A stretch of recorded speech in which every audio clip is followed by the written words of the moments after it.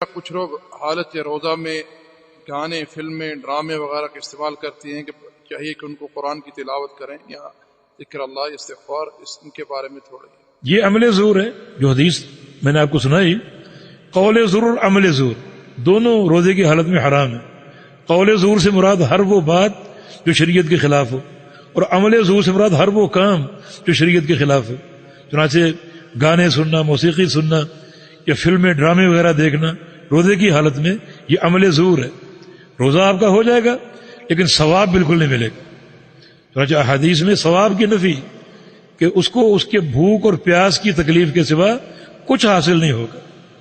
اور روزہ ایک منفرد عبادت ہے جو سال میں ایک بار آتی، اور بڑے اس کے فضائل ہیں. تو اگر ہم اس کا اہتمام نہ کریں اور اپنی روٹین تبدیل نہ کریں تو کوئی فائدہ نہیں. اور یاد رکھو، اگر یہ مہینہ آیا اور گزر گیا اور ہم جوں کہ توں ہو، جیسے پہلے تھے ویسے رمضان گزرنے کے بعد، جیسے پہلے گناہوں کا ارتکاب کرتے تھے ویسے رمضان میں بھی ہو رہے ہیں، جیسے پہلے گناہ تھے ویسے رمضان گزرنے کے بعد بھی موجود ہیں، تو نبی علیہ السلام کی ایک حدیث وعید کے طور پر موجود ہے. جبریل امین نے ایک بددعا کی تھی اور آپ نے آمین کہی تھی. بعد لمن ادرک رمضان فلم یغفر لہ، اس شخص کو اللہ کی رحمت سے دھتکار دیا جائے جو رمضان کو پالے اور اپنے گناہوں کو بخشوا نہ سکے. رمضان میں گناہوں کی بخشش ضروری ہے.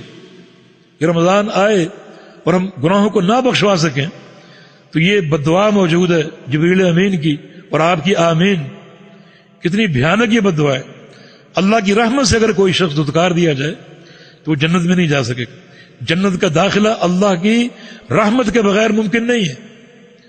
تو اس مہینے کا ہمیں، ہر رمضان کے مہینے کا ہمیں اس طرح استقبال کرنا ہے کہ ایک اپنے آپ کو تبدیل کرنے کا عزم، اپنی زبان کی حفاظت، آنکھوں کی حفاظت، کانوں کی حفاظت، اور اپنے اوقات کو ہم جو مصروف رکھیں تلاوت قرآن میں، اللہ کے ذکر میں، اور خوب قرآن پاک کی تلاوت کریں.